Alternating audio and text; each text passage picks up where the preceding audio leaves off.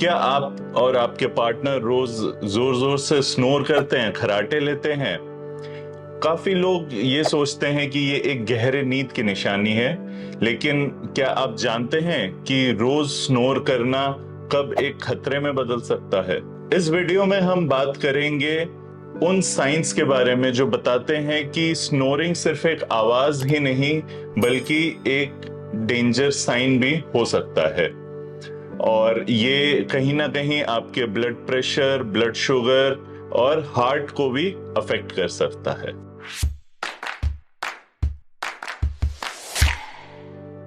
नमस्कार, मेरा नाम है डॉक्टर सार्थक और आज हम बात करेंगे कि खर्राटे कितने खतरनाक हो सकते हैं। ज्यादातर लोग स्नोरिंग को एनोइंग समझते हैं, या तो वो खर्राटों से चिढ़ जाते हैं या फिर दूसरे कमरे में जाके सो जाते हैं।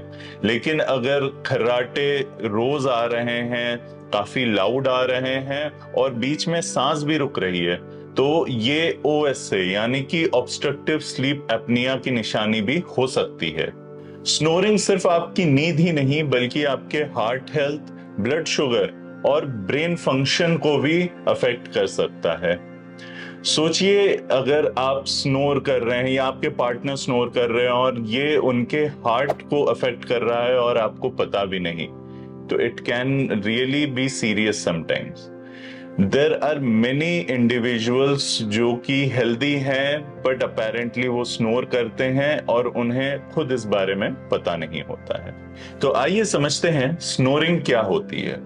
स्नोरिंग तब कहते हैं जब सोते वक्त एक कर्कश आवाज पैदा होती है, और ये तब होता है जब एयरवे के ऑब्स्ट्रक्शन, जो हमारे सांस की नली है, उसके पार्शियल ऑब्स्ट्रक्शन की वजह से हमारे थ्रोट और नाक के जो सॉफ्ट टिश्यूज है वो वाइब्रेट करने लगते हैं।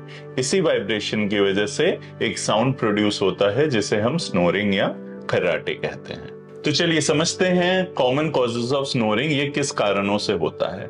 सबसे पहला हो गया मैकेनिकल यानी कि नेजल ब्लॉकेज अगर हो, जैसे कि कोल्ड हो गया, एलर्जी हो गया, या सबसे कॉमन होता है डेविएटेड नेजल सेप्टम, नाक की हड्डी टेढ़ी होने से। और इसी के साथ साथ एनलार्ज टॉन्सिल्स या फिर एडिनॉइड्स, ये स्पेशली बच्चों में होता है।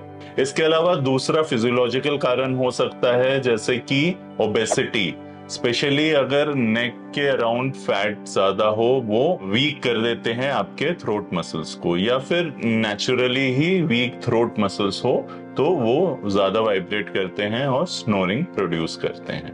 और लास्टली लाइफस्टाइल भी एक मेजर कारण होता है स्नोरिंग का, जैसे कि अपने पीठ के बल लेट के सोना, या फिर सोने जाने से पहले अल्कोहल या फिर सेडेटिव मेडिसिन का इस्तेमाल करने से भी खर्राटे ज्यादा आते हैं। तो अगर आपको रेगुलर स्नोरिंग हो रही है तो कब हमें इस पे ध्यान देना चाहिए कि ये एक कंसर्न में बदल रही है, जैसे कि रेगुलरली बहुत लाउड स्नोरिंग होना, या धीरे धीरे आवाज बढ़ती ही जा रही है, या फिर डे टाइम फटीग रहता हो, आपको टायर्डनेस रहती है, नींद पूरी नहीं हो पा रही है, या फिर लैक ऑफ कंसंट्रेशन हो रहा है, अच्छे से सोच नहीं पा रहे, एक ब्रेन फॉग वाली फीलिंग आ रही है, या फिर साथ ही साथ आपको मूड स्विंग्स या डिप्रेशन जैसा भी कोई सिम्टम दिखाई देने लग गया है। और सबसे जरूरी, अगर ये चोकिंग या गैस्पिंग में बदल रहा है, या फिर नींद टूट जाती है और आपको अपनी ब्रीदिंग कैच करनी पड़ती है, तो ये एक सीरियस कंडीशन में परिवर्तित हो रही है। ये सीरियस कंडीशन स्लीप एपनिया यानी कि ऑब्स्ट्रक्टिव स्लीप एपनिया होती है, जिसमें कि बार बार नींद टूट सकती है सांस अटकने की वजह से, और आप फ्रेश एयर की तलाश करते हो। ये बार बार होने से शरीर में ऑक्सीजन की कमी होती है, जिसकी वजह से बार बार नींद टूटती है, और इसकी वजह से आप डे टाइम फटीग और दूसरे हेल्थ प्रॉब्लम्स फेस कर सकते हैं। अगर वक्त रहते स्नोरिंग का इलाज नहीं किया गया तो इसकी वजह से आपको डे टाइम फटीग हो सकते हैं, ब्लड प्रेशर इंक्रीज हो सकता है, कहीं ना कहीं हार्ट अटैक का रिस्क भी इंक्रीज होता है, प्लस ये डायबिटीज का भी एक कारण बन सकता है, और कभी कभी हाई बीपी के चलते ब्रेन में स्ट्रोक भी हो सकता है। ये ना ही सिर्फ आपके फिजिकल हेल्थ को डैमेज कर रहा है, बट कहीं ना कहीं आपके इमोशनल वेलबींग को भी अफेक्ट कर रहा है। आपकी स्नोरिंग की वजह से आपके परिवारजन या फिर आपके पार्टनर की नींद डिस्टर्ब होती है, जिससे कि आपके रिलेशनशिप में तनाव आ सकते हैं। ये mood swings, depression, anxiety, stress, इन चीजों को बढ़ाता है। और कहीं ना कहीं जो आपकी नींद पूरी नहीं हो रही है, पुअर कंसंट्रेशन, ये आपके वर्क को भी इम्पैक्ट करती है। तो आइए समझते हैं इसकी पहचान कैसे की जाए। इसमें सबसे पहला टेस्ट होता है पॉलीसोम्नोग्राफी या फिर स्लीप टेस्ट। इस टेस्ट में ओवरनाइट स्टडी होती है, जिसमें कि आपके brain waves, oxygen level, breathing, heart rate, इन सारी चीजों के बारे में पता चलता है। जो दूसरा टेस्ट होता है वो होता है स्लीप एपनिया टेस्ट, जिसमें आपको रात भर एक मशीन पहन के रहना पड़ता है। ये थोड़ा लिमिटेड होता है, हर जगह अवेलेबल नहीं है, बट ये ओवरनाइट आपके स्लीप पैटर्न को डिटेक्ट करता है और रिजल्ट देता है कि जिससे हमें ये पता चल जाए आपको स्लीप एपनिया है या ब्रीदिंग ऑब्स्ट्रक्शन है या एयरवे रिलेटेड कौन सा कंडीशन है। चलिए समझते हैं इसके उपचार के लिए क्या करना चाहिए। सबसे पहले तो वो करते हैं जो हमारे हाथ में है, यानी कि लाइफस्टाइल चेंजेस। लाइफस्टाइल चेंजेस में एक मुख्य कारण है वेट। वेट की वजह से खर्राटे आते हैं, तो हम अपने वेट को रिड्यूस करने पे काम करेंगे। दूसरा, अल्कोहल बिल्कुल बंद कर देना है, सोने जाने से पहले तो नहीं लेना है। अगर ये किसी मेडिसिन की वजह से हो रहा है तो आप एक बार अपने डॉक्टर की सलाह लें।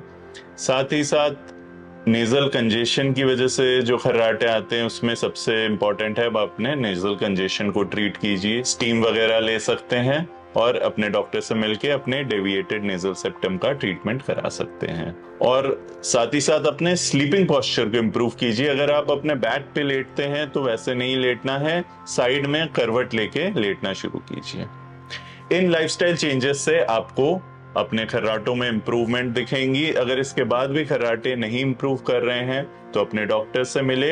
हो सकता है वो आपको कोई मेडिकल डिवाइस एडवाइस करे या फिर किसी किसी केस में सर्जरी के लिए भी एडवाइस कर सकते हैं। मेडिकल डिवाइसेस कौन सी है जो आपके डॉक्टर आपको एडवाइस कर सकते हैं? ये एक होता है सीपैप मशीन, यानी कंटिन्यूअस पॉजिटिव एयरवे प्रेशर, जो कि एक मास्क होता है जिसे लगाकर कांस्टेंट एयर फ्लो को मेंटेन किया जाता है। इसके अलावा कुछ ओरल डिवाइसेस भी होते हैं जो कि आपके एयरवे को ओपन रखते हैं। माउथ पीस आते हैं, मुंह में लगाने से आपका एयरवे मेंटेन रहता है। सर्जरीज कौन सी होती है? सर्जरीज में एक सर्जरी होती है जो आपके थ्रोट के सॉफ्ट टिश्यूज को रिमूव करते हैं। इसे ओवुलोपैलेटोफेरेंजियोप्लास्टी कहते हैं। इसके अलावा जिसमें डेविएटेड नेजल सेप्टम को ठीक करते हैं उसे सेप्टोप्लास्टी कहते हैं। और लास्टली, अगर टॉन्सिल्स या एडिनॉइड की वजह से होता है तो टॉन्सिलेक्टमी या एडिनॉइडेक्टमी किया जाता है। तो चलिए अब कुछ मिथ्स को बस्ट करते हैं और साथ ही कुछ कॉमन क्वेश्चन जो लोग पूछते हैं। तो सबसे पहला मिथ है कि सिर्फ ओवरवेट या ओबीज लोग स्नोर करते हैं। ऐसा बिल्कुल भी नहीं है। पतले दुबले लोग भी स्नोर करते हैं, क्योंकि ये एक मैकेनिकल कारण की वजह से होता है या फिर कभी कभी किसी अंडरलाइंग बीमारी की वजह से भी हो सकता है। दूसरा जो मिथ है कि खर्राटे हार्मलेस होते हैं, ऐसा तो बिल्कुल नहीं है। खर्राटे अगर ज्यादा हो रहे हैं, तेज हो रहे हैं, कंटिन्यूड हो रहे हैं, तो ये एक रेड फ्लैग हो सकता है अंडरलाइंग किसी डिजीज कंडीशन का। अपने डॉक्टर की जरूर सलाह लें। लास्टली, एक मिथ ये भी माना जाता है कि वुमेन डू नॉट स्नोर। तो ऐसा बिल्कुल नहीं है। इसमें कोई जेंडर स्पेसिफिकेशन नहीं है। वुमेन, मेन, कोई भी स्नोर कर सकता है, क्योंकि ये मैकेनिकल और फिजियोलॉजिकल कारणों की वजह से होता है। क्या बच्चों को भी स्लीप एपनिया हो सकता है? तो जी हाँ, बच्चों को भी हो सकता है। अगर उनको बार बार टॉन्सिल या फिर एडिनॉइड्स की दिक्कत हो रही है, बच्चे की नींद बार बार रात में टूटती है या बहुत जोर से खर्राटे लेता है, तो एक बार अपने पीडियाट्रिशियन या डॉक्टर से जरूर चेकअप करवा लें। क्या सिर्फ लाइफस्टाइल चेंजेस से ही स्नोरिंग ठीक हो सकती है? तो माइल्ड केसेस में ये बिल्कुल ठीक हो सकती है। अगर आप अपने वेट को रिड्यूस करते हैं या फिर सही पोजीशन में सो रहे हो, अल्कोहल वगैरह बंद हो जाने से ये स्नोरिंग ठीक हो सकती है। लेकिन अगर moderate to severe sleep apnoea है तो उस केस में मेडिकल डिवाइसेस की मदद लेने की जरूरत पड़ सकती है या फिर डॉक्टर की सलाह से सर्जरी की जरूरत भी पड़ सकती है। तो दोस्तों, स्नोरिंग को एक फनी हैबिट या न्यूसेंस समझना बंद करें।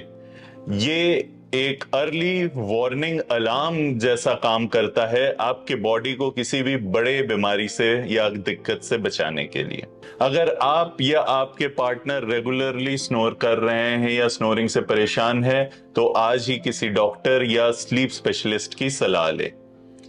इस वीडियो को लाइक, कमेंट और शेयर करना ना भूलें। मिलते हैं अगले हेल्थ वीडियो के साथ।